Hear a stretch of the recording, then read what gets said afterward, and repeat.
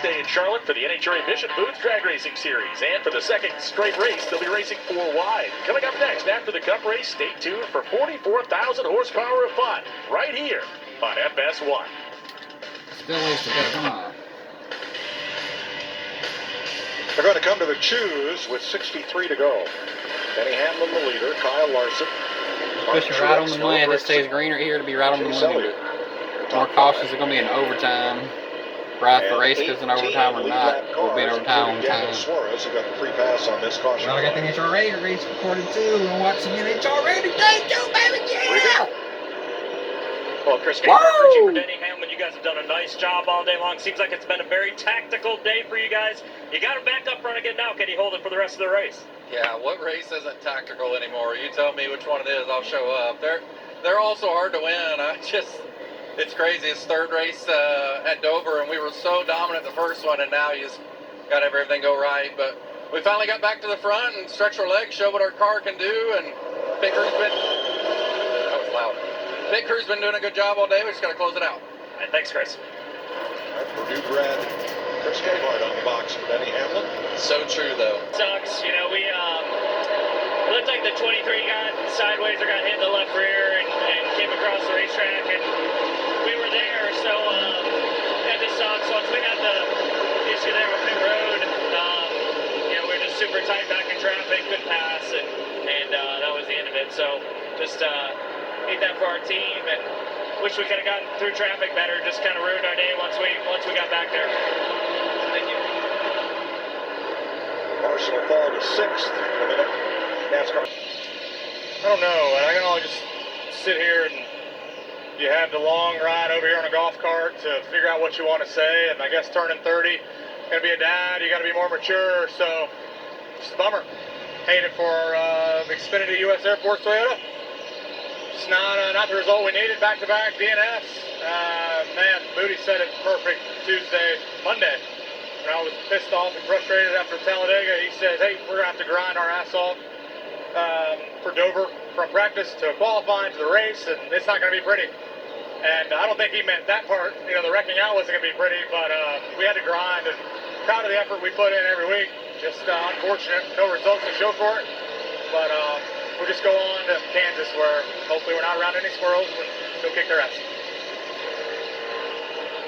You know what happens when you hang out with the squirrels? Yes. I won't say it. Tom Derek did on national TV. The problem for Bubba is he is 15th in the point standings, and he is just 6 ahead of the cut line as we look ahead to the NASCAR playoffs.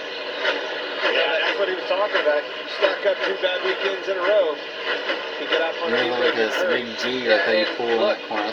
Bubba has run well. And Well, Mike, I've got to be honest. My trends in 2024, they've been about as spot on as our stat guys telling you who's going to run well at different racetracks. So, not doing a whole lot this year, but in the 2 Dover races with the Gen 7 car, 2022 and 23, the average of the last caution, last 394, 6 to go. We've not had an overtime in those races, but remember, we've kind of had an outbreak of overtimes this year over the last 3 or 4 races, with the exception of Talladega. Well, you did pretty well call it last week. 13 to go. Oh, really, baby. I love it. All right. you know those guys, Cliff. Half a second. God, did you see them on your run this morning? Well, no, they weren't up.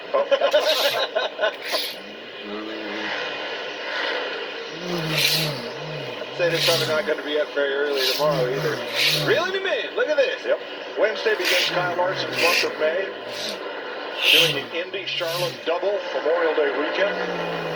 The All-Star race with Indy activity that weekend. Kevin Hart's going to practice the number 5 for Kyle at North Wilkesboro. That'll be fun for all of us to watch. But right now, Kyle Larson's entire focus is on the back bumper, that number 11. Larson is getting close enough now. He's going to get him in his mirror. He's going to get him looking. Larson has already moved around, found some speed up high. Look, clear up, change his line way up on the outside. Create some energy, some momentum on the exit to these corners is what that does.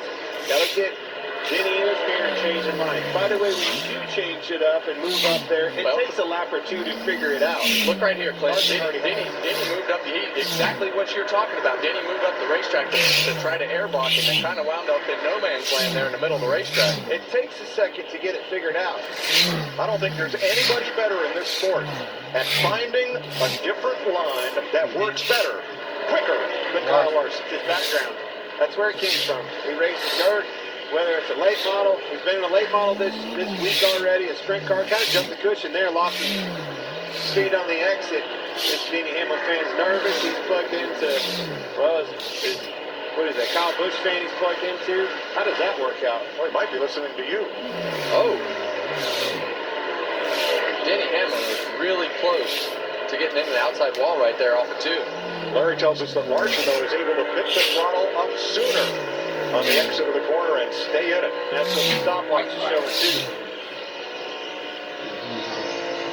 Just a second.